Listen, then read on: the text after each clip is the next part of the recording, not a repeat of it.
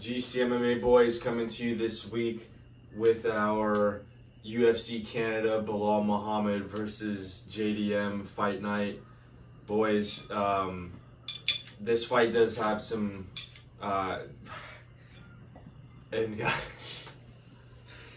guys, this card does have some pretty good fights on it. Like, it's not like the greatest card we've ever seen, but we are excited for it. Yeah, and our schedule finally aligned to where we can watch this shit live together. So look out for a reaction video, boys. It might be that time, because we're definitely getting lit for this card, and we're gonna try to make some money on this shit, because the baseball's been a little iffy at best this week, boys. I'm barely hanging on off the baseball, so UFC Get Back might be the move here. And yeah, guys, I mean, I just completely agree. Of course, we always enjoy hearing everybody else's picks. We hope sometimes you guys listen to us, whether you like bet based on our picks or not. We just hope we have some level of credibility with what we're saying, because boys, there's one underdog this week. Yeah, this I was just about to get into that. Same as Vernier de Ritter last week. But anyways, boys, getting into this card. Yeah, boys, getting into this card, we got the first fight: Brad Katona versus Bekzat Almakhan. Boys, how many times on this channel have we said that Brad Katona sucks? Brad Katona. He's a fucking idiot and he sucks. I'm going Bekzat Almakhan. I don't even really know who this guy is, if I'm being honest, boys, but he's the guy who, yeah, he made a short notice debut against Umar and looked sort of straight. That's all I need to know. I'm fading Brad Katona. Yeah, I mean, this guy was able to deal very decently with Umar's wrestling. I don't really think that Brad Katona is going to be like some sort of grappling phenom. He beat Cody Gibson and Jesse Butler in the UFC. So yeah, guys, we're definitely fading Brad Katona in this one. Moving on, we've got Daniel Santos versus Zhang Yang Li. And part of me kind of fucks with Zhang Yang Li, because he was in there with Hyder Emil until he wasn't. But that he didn't go shooting for a takedown. He first started throwing shit back too. He went out on his fucking shield. But I'm going Daniel Santos here, boys. I don't know how much I rate him outside of that little moment, and he literally got knocked out. So Daniel Santos hasn't looked that bad. I mean, he lost the decision to Julio Arce like fucking 3 years ago, but that was 3 years ago, and he's improved in the two fights since then. So I'm gonna go Daniel Santos here. I'm gonna have to go Daniel Santos as well. Zhang Hung Lee only beat Blake Builder, and fucking he went to split decision with Yeezaw. Okay. Automatic fade, guys. Like, I'm sorry, but he might be good. You know, like, he might be next up, whatever it may be. But in this fight, we can't go with him. Moving on, boys, we got Marc-Andre Barriault versus Bruno Silva. And I never thought I would say this, because I have faded Marc-Andre Barriault every single time on this channel and been correct. But I'm going to have to fade Bruno Silva here and go the power bar. In Canada, he's on a 3-fight losing skid. Are you really going to lose a 4th in your home territory? Against Bruno fucking Silva. Who fucking sucks. Not likely. Yeah, not likely, boys. If you break this down, like, both of these guys are probably around the similar skill level, but I think Marc-Andre Barriault mentally has a lot more to give in this. Like, he's in front of his home, his friends, his family, his camp. Everybody he knows is probably going to be in this bitch. He's on a 3-fight skid against somebody he can actually beat now. This is somebody he can actually beat. Dustin Stoltzfus is knocking you out in the first round. You're coming in with something to prove. Yeah. Oh, boys. I don't know if I'm betting on this. But we give our picks for every fight, and I'm picking the power bar here. Yeah, guys, I mean, Bruno Silva just does not look like somebody you can bet on For the his last 4 or 5 fucking fights. He's literally just getting his ass. I'm like, surprised guys, he's still in the UFC. If we're being honest, people can say what they want about the fact that Chris Weidman eye poked him. He was getting his ass kicked that entire fight before he got eye poked. I can't back him against another fighter after that. And I know, guys, like, we're fucking just 2 fucking random dudes talking bullshit about the fights, and we're not actual fighters, but, like, he was fighting like a pussy in that Chris Weidman fight. Like, whining and complaining. Like, I know you got fouled, dude. I know you got fouled, dude, but fuck, you're not making it look good on the judge's side when they're seeing you. Like, come on, bro. They're like, this guy can't see. Stop this fucking fight. Like, real shit. Give me the power bar. Yeah. No bet. The power bar or nothing. Yeah. Sauce ass. Moving on, though, boys. We got fight. Navajo Sterling versus Ivan Erzlan. Boys, I'm going to go Navajo Sterling here. I know he made his debut off the Contender Series against Tuco Turcos and went to decision. He's Turks and Caicos. He's Tuco Turcos. Tuco's Tacos, whatever the fuck this guy. It's basically this guy sucks. Anyways, that guy sucked, but I'm fading Ivan Erzlan. He lost the split decision to Ion Cutelaba. Yeah, guys, I mean... And his last win was a knockout over Bogdan Gniko in KSW. I thought he was about to say in KFL. Bro, what the hell is KFL? Doing some research for these cards recently, there's been this fight promotion I came across where it's like BTC and a number, like it's a Bitcoin fighting. It's a wallet address. Navajo Sterling.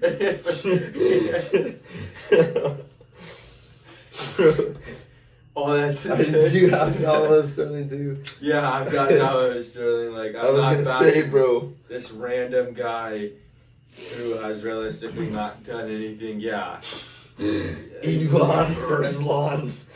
Moving on, boys. Modestas Bukowskis versus Ion Cutelaba. I'm going to Ion Cutelaba, boys. Like, Modestas Bukowskis is definitely good, but it was just something that got me hyped up when Ion Cutelaba was like rocked, and then he for real rocked Ibo Aslan back and submitted him, and everyone was cheering. They went, "The Hulk is back!" But I will say this, to give it to the Hulk, I don't think we've ever... I need to look at this to make sure, but I don't think we've ever seen this motherfucker on a 2-fight win streak in the UFC. Is the Hulk in his prime? Is he running it? Is he gonna bounce back? Should we bet him? No, boys, do not bet. If I'm placing a bet on this, it's to not go the distance. Yeah, same here, guys. I mean, I definitely do think he wins, but it's a bit too close to call in terms of betting on it, because they both are kind of at a similar skill level. It doesn't get much more rogue than Ion Cutelaba. So Decision loss against Felipe Lins after you're showing up to the weigh-ins painted like the Hulk. But we picked Felipe Lins in that. Then moving on. Moving on, boys. This is... Wait, let me... I don't think we've picked any dogs so far. Is the power bar dog? No, he's not a dog. Are you kidding me? Yeah, we haven't picked... This is the first dog so far on the card that we're going to pick, and probably... The best. Yeah, I've got a $236 free play. I'm putting it on this. We got Mike Mallet versus Charles Radke, boys. And if you go to our last prediction video, we picked Rainer de Ritter, and the people that I watched, I don't know about you guys, but the people that I saw pick that fight, everybody was on fucking Bo Nickel. And we were on de Ritter, boys. We basically, if you go back and watch that, we basically called that shit out. Yeah, exactly. That was a perfect prediction from us. And I feel like this is going to be the same, boys. We got Mike Mallet is a minus 225. Did Vegas forget he lost? He fucking lost. He got knocked out by Neil fucking Magny. 2024. He got fraud checked and fraud checked hard, boys. It would have been one thing if he got fraud checked and came out like a steamroller against Trevin Giles, but he was going tit for tat. Charles Radke is not going tit for tat, boys. I think that Mike Mallet, honestly, like, you know, all respect to him and any of his fans, but it's like, I just don't really know whenever there's a certain amount of pressure applied to him inside of a fight, like, what is he going to be able to handle with Charles Radke, like, press him forward, get him against the cage and throwing stuff. Like, Mike Mallet was like Bo Nickel in this sense where his fights went his way whenever he was the one who was like dictating what was happening. As soon as they have to be the nail instead of the hammer, things go south. And I definitely trust in Charles Radke here. I think he gets this job done. Yeah, that's a good point. Like, we've seen that Mike Mallet, Neil Magny weathered this. Well, I won't say fucking storm. It started raining outside. Yeah, he weathered the early. Mike Mallet was basically winning the entire fight, but Neil Magny doesn't even have a dog in him. That's what I'm saying, boys. Charles Radke 100% has that dog in him, and he has the fighting style where he breaks people down, and I think he'll be able to break Mike Mallet down, boys, because like what we saw against Neil Magny is just like a major red flag. And it wasn't much better against Trevin Giles. Yeah, Trevin Giles sucks. Yeah. Respect to him, though. I think he's like a police officer in Texas now, so. Yeah, boys, I think Charles Radke gets this done, and we're going to see another rogue-ass post-fight press conference from him when the entire Canadian crowd is going to be booing him. Blue Lives Matter. But yeah, boys, Charles Radke gets it done. Dog, GCMMA, we always get at least one dog on these cards, boys. That shit was a lock last week when Dontel Mays went rogue, and the only other dog on the card that we picked was DeRitter, and he cashed. But moving on to the main card, boys, we got Benoit Saint Denis. He was supposed to fight Joel Alvarez, but he pulled out last minute, unfortunately. That was also free money. It was disappointing. Yeah, we basically got a free money opportunity stripped from us because Joel... Just like Joe Piper versus Kelvin Gaston. Yeah, it sucks when that happens, boys, but it's the fight game. But we got fucking Kyle Propolic coming in on basically a week's notice. Because he's Canadian. He hasn't fought in the UFC in 5 years. And when he did, he was on a 3-fight losing streak. His last win was a KO over somebody who's 25 and 29. Saint Denis a minus 1100, boys. They're not going to get much value out of this. Saint Denis by finish. Yeah. If he's going to decision with this guy, he's completely cooked. Holy fuck, yeah. He's completely cooked. Saint Denis inside the distance, boys, is the really only pick for this. This fucking guy sucks. Like, they literally just found this guy and were like, save this fight, and they're feeding him to Saint Denis. That's literally the sole purpose of this. But moving on, we got Aldo versus Ayman Zahabi. Fucking Aldo, boys. Zahabi, really? There's a lot of people who could beat Jose Aldo by like neutralizing his greatest asset. Not Ayman Zahabi, boys. Are you kidding me? Like, really? Jose Aldo has shown that he's still got it in the striking and shit. I mean, like, he should have... That Mario Batista decision is bullshit, but I don't think Zahabi's going to be able to do that, hold Aldo against the cage. Aldo's probably going to light him up on the feet and win a decision. It would be great to see Aldo knock his ass out, but probably not. Aldo by decision, most likely, boys. Co-main, Shevchenko, Ferriot. I'm going Shevchenko, guys. Yeah, there's really not much other to say. Shevchenko. Moving on, main event: Belal Muhammad versus Della Maddalena, and like the history this past year has been in the main events. The person who's more raw, who is more entertaining, has been losing to the people who have been fighting like pussies, like Belal Muhammad. So unfortunately, I'm just gonna have to pick Belal.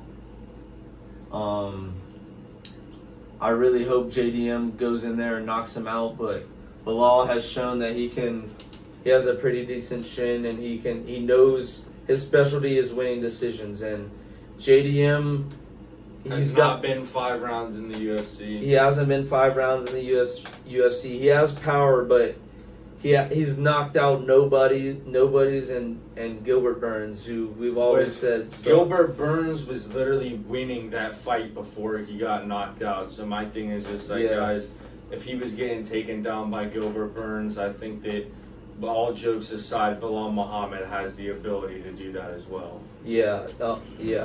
Unfortunately, boys, it is what it is. I mean, it's a championship fight, but anything can happen. Anything can happen. Hopefully, we do want JDM to win, but for the record's sake, boys, we're picking Belal. Yeah, we can't just keep doing this shit, boys, and getting them wrong. Like, it is what it is. Belal Muhammad, boys. But that wraps up this card. Stay tuned. We might have a live reaction depending on if it's uploadable or not to YouTube. And yeah, boys, like, whenever the Ultimate Fighter new season comes on, we think it might be a good idea for content for us to like do a recap of each episode, so we can just be putting more stuff out. So we definitely have that plan for the near future. Yeah, boys, it was nice to be back on a video. We love the reception in the last one, the comments. We appreciate all the love and shit. Hopefully we can pull off the same results on this card. And yeah, if you guys are fading or tailing anything, of course, drop it inside of the comments so we know who you guys are riding, and that's GCMMA out. See y'all, boys.